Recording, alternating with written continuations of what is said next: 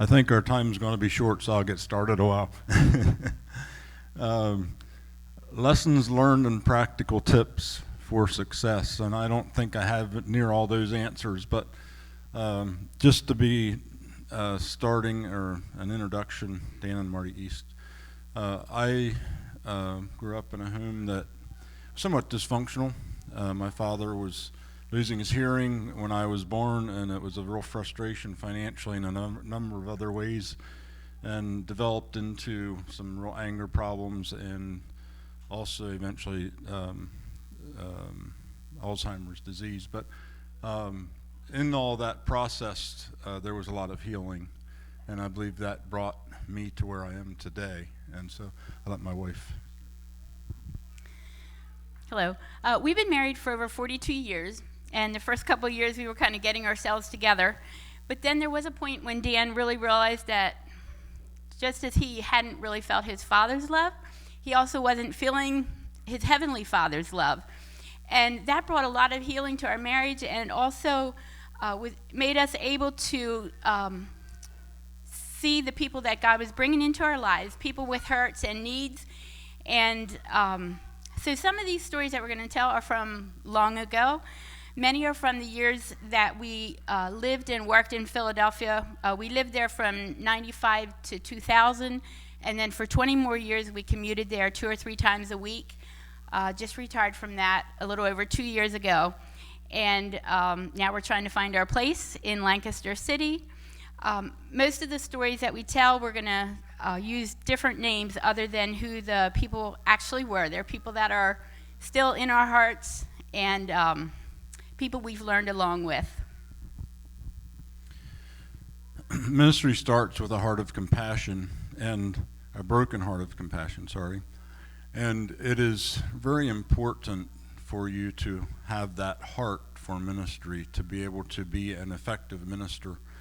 It just isn't near as effective if you aren't really broken-hearted for the people you're working with and the compassion that you have for them.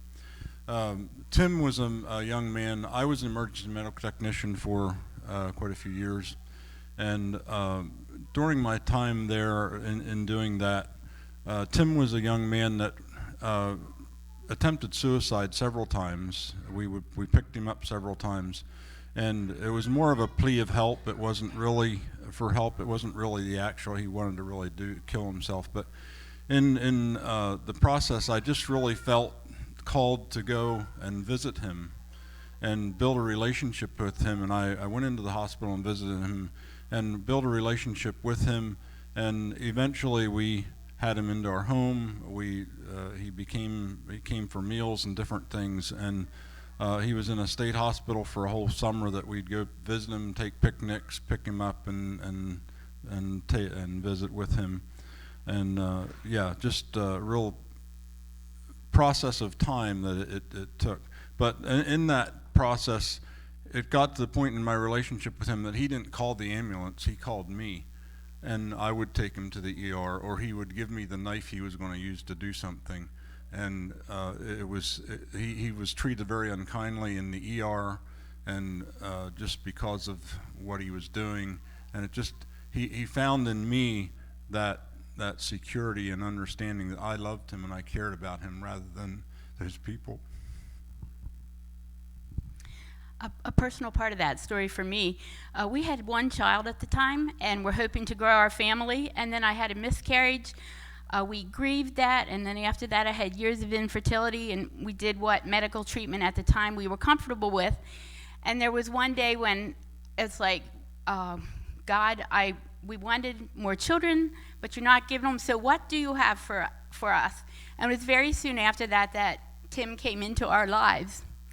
And then I remember having a specific conversation with God. God, I wanted a newborn baby. Are you telling me that you're giving me this overweight,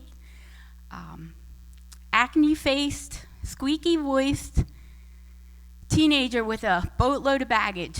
And God said, I am. A hard thing, but you know what? When we just accept what God gives us, there's lots of blessing in that for us. Another story I want to tell you about a boy named Kevin. He was probably just about 6 years old when we moved to Philadelphia. His mom wasn't in his life. He lived with his dad and grandma.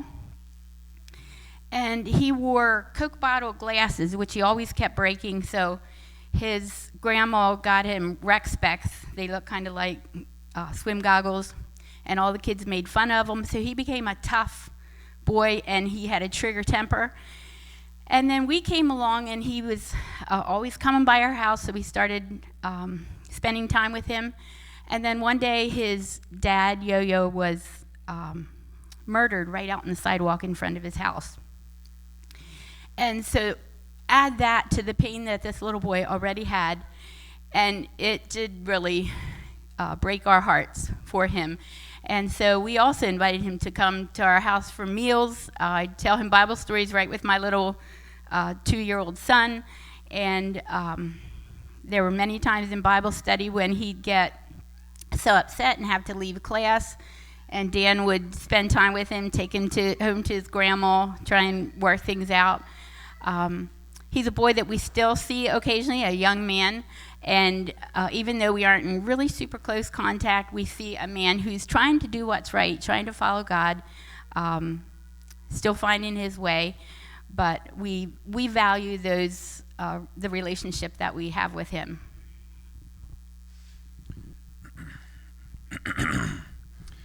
You don't have to know all the answers. Too many times we think we do. Too many times we think we have the answers, and we turn people off by that.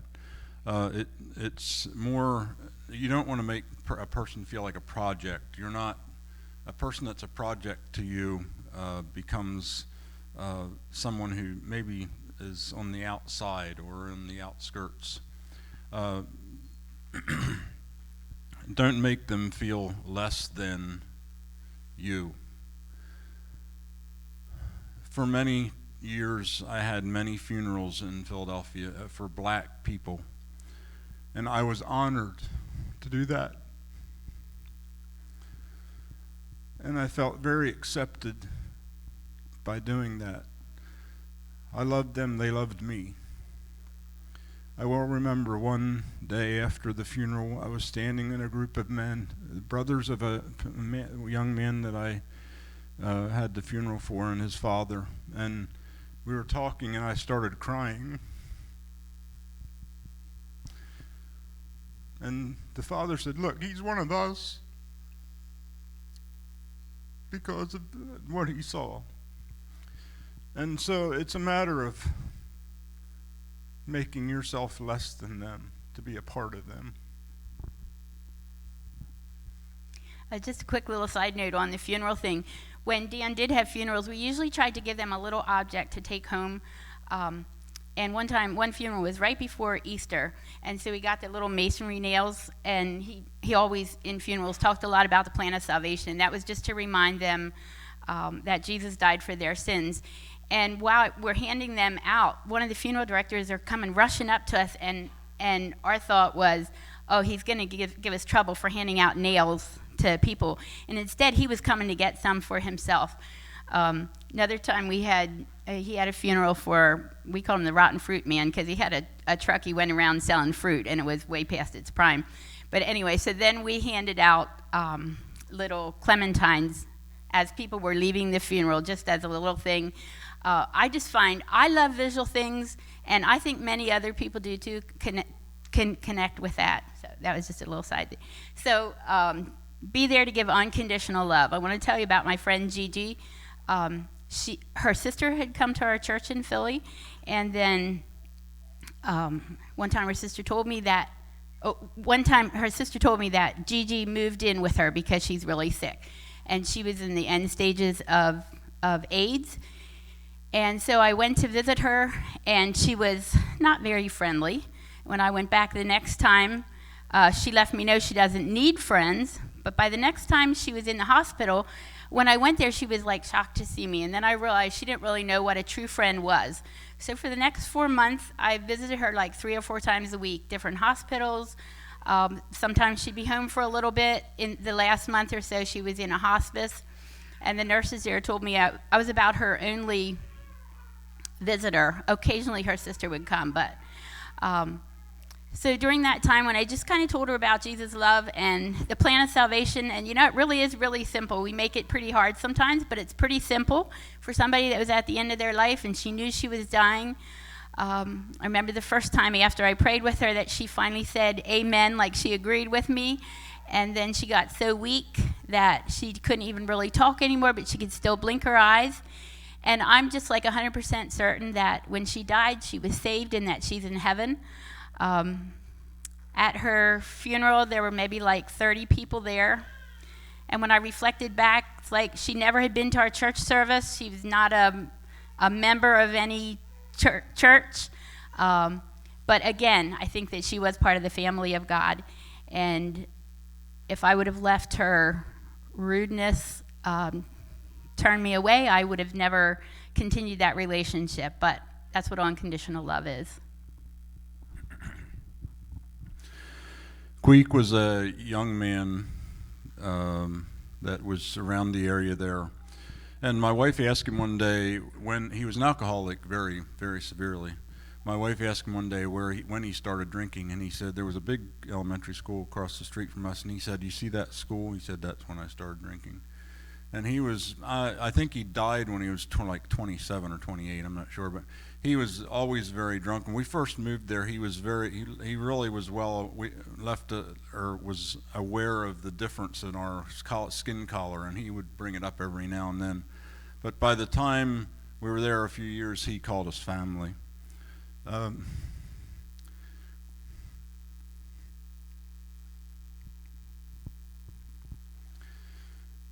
remember my youngest son was like 3 or 4 years old. He was sitting on the back bench of the church, and he was very drunk. And he put my son on his lap, and he desperately tried to tie his shoes. He couldn't do it, but I don't think he ever got it accomplished, but he desperately tried to tie his shoes. And it built a bond between them two. My son would pray for him regularly. We had some humorous times with him as well. We loved him dearly. We had this basketball court in the back behind our one building. There was like 12 feet between the hoop and the wall of the house. And he was usually so unsteady that he couldn't make a basket. He'd back up and lean against the house to make his basket because he was too unsteady to get it in otherwise. One night he came into church, or maybe it was a Sunday morning, I don't remember, but our pulpit was just this one stand with a square box like with the top on it, and the front corners were sort of rounded off because it was flake board. And he came in there and he leaned over this thing. He said, "I'm going to preach," and it went forward right over the front bench. And just different times like that we had different occasions of. But he called us family. He loved us. And I just wish he could have broke the chains of that alcoholism. It was just a bondage to him. And we don't know where Queek is now. He passed away.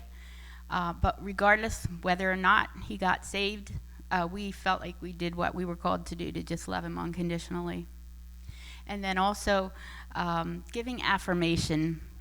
I need to keep reminding myself, because so many times I'm a let's get her done thing, and you didn't do it perfectly right. But you know what? Anytime that we can affirm somebody, it's just a little bit, especially for somebody who has low self-esteem and has not been affirmed in their life, just so important. And then the other thing is hope. When I think of hard times I have had in my life, what keeps me going is hope. And so how can we pass that hope on to others? Romans 15:13 says, "May the God of hope fill you with all joy and peace and faith, so that you overflow with hope by the power of the Holy Spirit."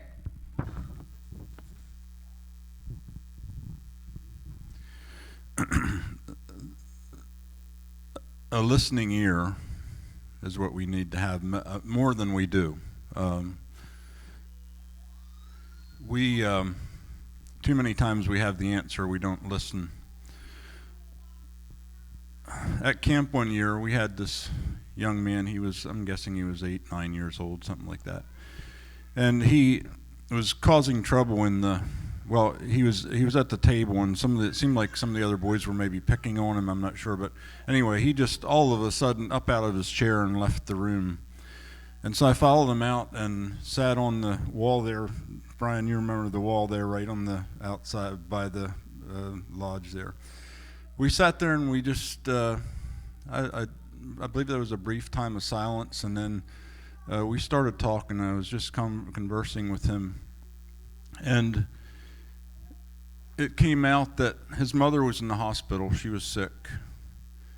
And apparently, before he came to camp, he was trying to call her to talk to her on the phone, and he must have had a wrong number or something. He just could never get through.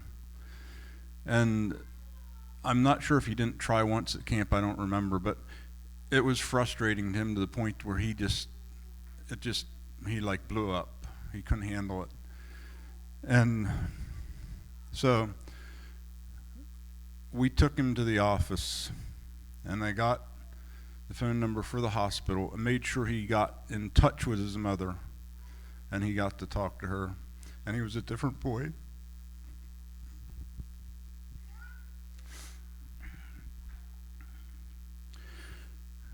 Another time,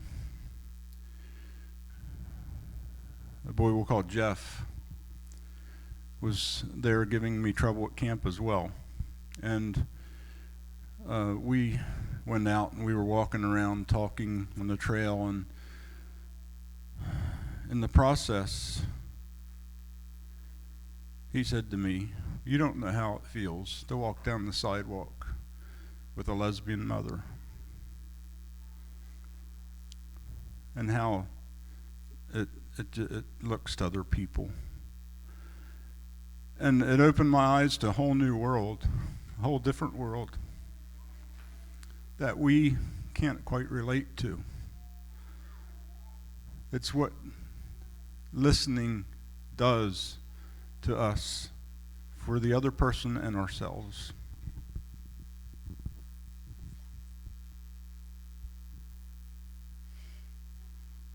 Your words and actions can say very clearly, "I see you, I care about you, you have value." And that's what each of us need. And so many people have been torn down, feel like they are worthless.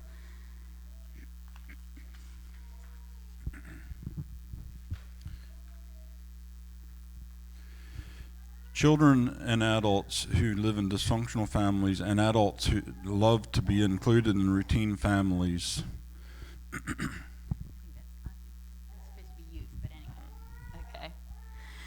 Okay, so we were busy working there around the mission, and we had a family. There was always lots to do.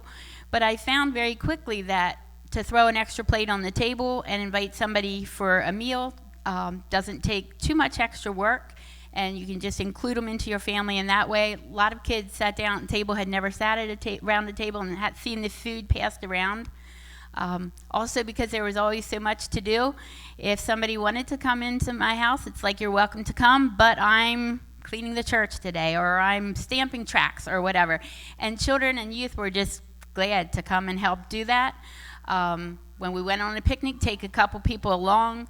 We found out that a lot of people, their birthdays don't get celebrated, and way back then we had maybe the first color printer with, now they would look like cheesy little cards, but if you make a birthday card that has their name on it, personalized, it became really special to them.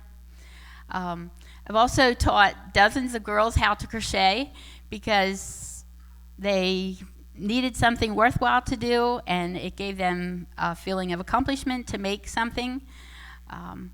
Remember Teresa Beachy from Camp Andrews saying lots of time, have fun with kids, because it's like putting money in the bank. And we really tried to do that. Have fun times, and then they will listen to you when you want to tell them something serious, something. Yeah. Chris was a young man that we learned to know very soon after we moved to the mission there. And he was seemed to be growing in his Christian life somewhat, but then he ended up having some issues. We had him at the boys' camp twice. He was expelled from there twice, I believe. And he just made some really poor choices. And I'm sorry to say that I had his funeral at age 28. I think it was 28. But the thing about Chris was that he loved being at our house. I can still remember my son playing, I think we called it blow ball. We'd have a ping pong ball on the table, and they'd try and blow it off the table. And they spent a lot of time together, and other times too as well. And but in his older years, he made in his teenage years and a little older, he made some poor choices, and the drug world got to him, and he was shot and killed. But one thing I'll say, I don't think he ever forgot what he learned. I think about 2 to 3 months before he was shot and killed, he was shot in the leg, and I think he knew that things were not looking good for him, and he came to church that one time. And I had his funeral at our church. I wanted to have it somewhere else because I knew it was going to be big. And the thing about that funeral was and God touched many lives through that funeral. Our auditorium was packed, and in some of the other rooms, we don't know how many people were there. We estimate 200 to 300 people were there at that funeral that were touched that day. And I spoke to the living, not the dead. And I think God used that. But that's aside from the particular subject here. He loved family. He loved to be a part of the family because he didn't really seem to have that much of a family. There was a young teenager that came to our youth events, and one day she started talking to Dan about that there's a girl at her school that's pregnant, and would we be interested in adopting? And as they kept on talking, finally, a couple weeks later, it came out that she was a girl, and she knew that she didn't want an abortion. She actually didn't have the money for an abortion, and we knew that she would be a good mom, and so we said that we would support her. And so she came to our house a lot, and we made sure she had healthy meals, took her to all her prenatal appointments. She was going to be graduating high school, and she was the first in her family to graduate, and so even if she didn't feel like it, we just really encouraged her to keep going to school, helped her with homework, helped her to make it through. She did graduate about a month before her son was born. She's now part of our forever family. She lived with us for over 20 years and just bought her own house about 2 years ago. She has 2 sons now. And so maybe when you help somebody, maybe they'll one day be a part of your family. Not something to take lightly. Now, if you tell somebody that they can move into your house and you don't mean for it to be forever, be upfront about that, because people that have had rejection, and then if they come live with you and then you say, oh, now you have to leave, that's just hurt upon hurt. Make it a matter of prayer. It's a big life changer.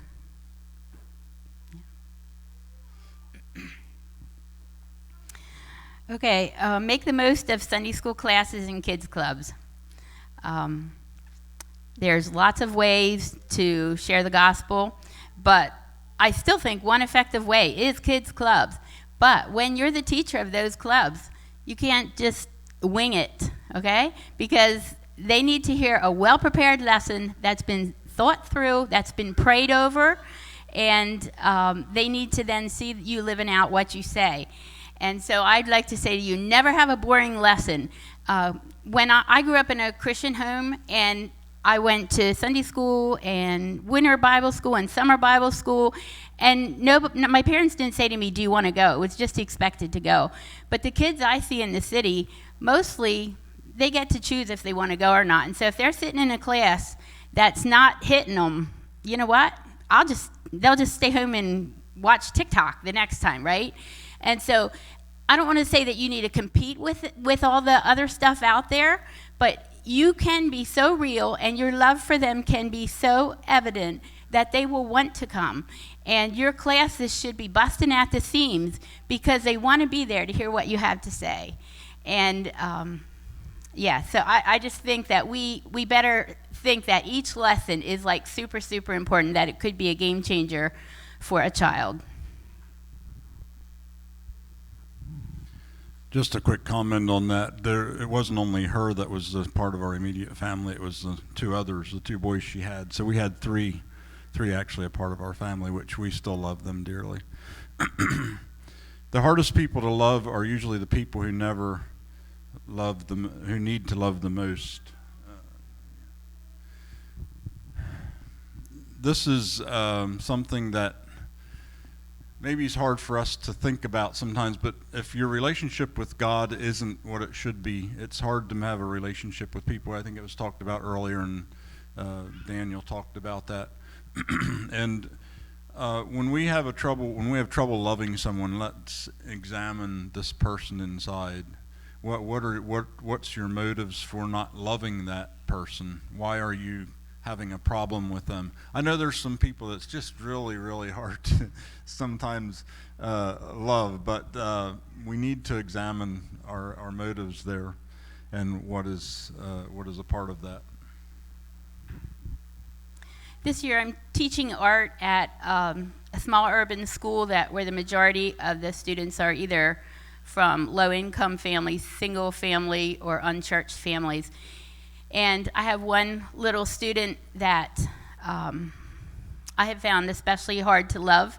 And I just want to say that on this past week, we probably had the best class ever. I'd been praying for him throughout the week. And so I think that helped me, but he was extra mellow. The last I knew that he lives with his brother and his dad in a motel. Mom's not in the picture. This little boy has had way too many hurts for his young life. But I'm looking forward to continuing to pray for him and affirm him when I can, and see that love really does make a difference. Learn to know the parents of the children and youth to whom you're relating. Very important. For myself, I required, when we had problems with a child on our Tuesday night club, that either myself or somebody in authority would go with that child and explain to the parent why there was a problem. But ahead of all of that, it's best to have a relationship with that parent before that has to take place. Just to go visit their home, see how the child lives, and learn to know that parent well. I had an experience it's a couple years now, but one of the last times I was down at our clubs on a Tuesday night, there was a problem with a child, and I said, I'll take him home. And I didn't even really know who they were until I stepped inside the house and realized that the mother was one of the kids that I had in class way back that had been coming and giving trouble. And she now had a child, and I was taking that child home. So it was a good experience to be able. She was now on the other side of the fence, and she understood, and it was, it's just really important. I learned that lesson. I must go way back. When I was in my teens, I was involved in a mission church in Bridgeport, outside of Norristown, Pennsylvania, and there was one of the people there that was it seemed like he made that his priority. Every Sunday afternoon after church, he would go out and visit the parents in the community and establish a relationship with them. And when like Bible schools and stuff like that, when the child was there and had trouble, he would be the one that took them home, and he had that relationship built with that family. Victoria was a young teenage girl that thought that she was pregnant and came to us, and she was so worried. She said her mom would force her to get an abortion, and we talked and thought about it, and we actually took her to a Christian pregnancy center to get a test, and she was not pregnant. but her mom found out about it and was really, really upset with us. And looking back, we realized that, you know what, we had made a big mistake. We should have helped her work through that. You've got to talk to your mom. We'll be there to support you. But if she would have been pregnant, her mom would have found it out anyway. So lest you think that, oh, we did a lot of good things, we also made a lot of mistakes in the years, and that was one of them. I felt like we never were able to establish a really good relationship with Mom again because we had broken her trust. Lots of other times, though, as I worked with young girls and learned to know their moms, it was really a positive. One young girl that came to our clubs, her mom had lupus very badly, and I would go visit her in the hospital, and that's another person I look forward to seeing in heaven, and I might not even have ever met Miss Nisi if it wouldn't have been for the connection that I had with her teenage daughter. Next one, be sensitive to the people's culture. They have a rich, good culture, and you might think that as a Mennonite, we know how to do things so efficiently or whatever, but what can we learn from them? When we lived in Philadelphia, it was before GPS. That's how old it is. And I'm pretty directionally challenged. And so I would ask people how to get places, and they would love to tell me how to get places.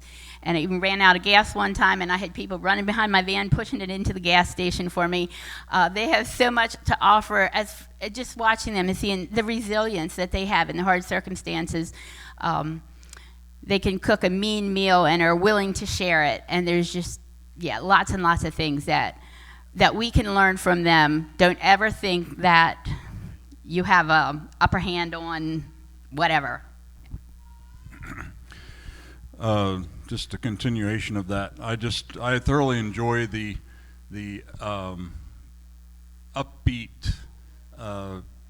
worship services that you can have with other cultures. It's just, I think we have something to learn from that. That really is not anything wrong. It's something that we could learn, and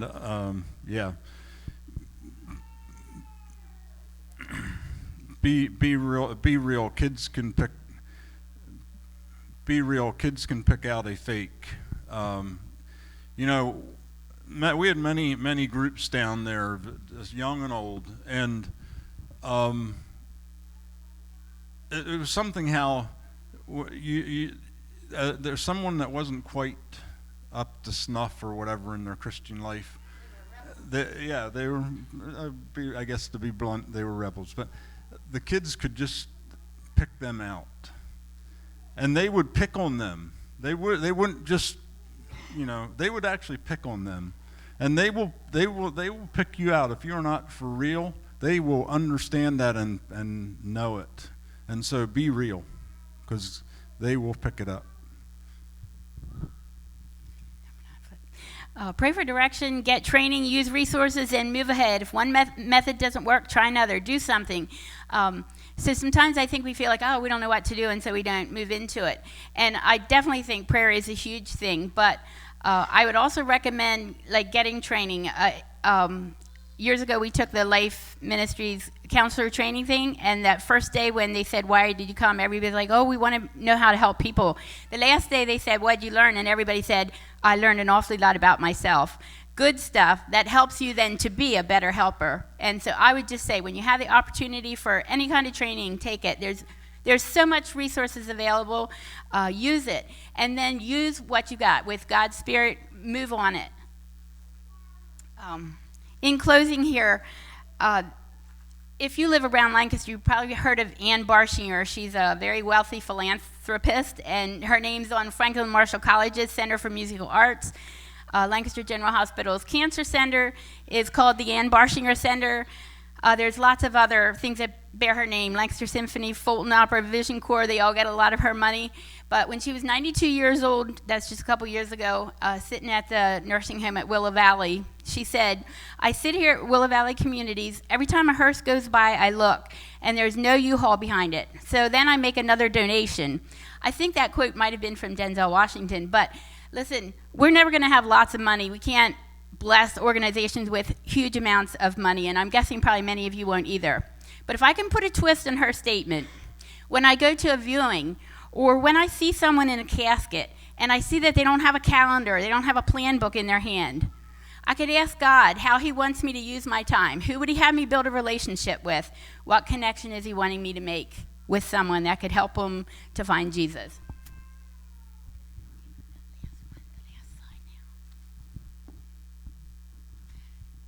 Okay, for just a couple minutes now, we were to give some time for you to interact, and so I'd like you to look at the discussion starters. Is it big enough? Can you read it? Yeah? Okay.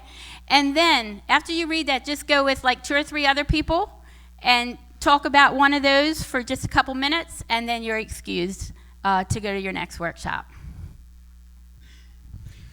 Thank you for your time, and God bless you as you labor in his vineyard.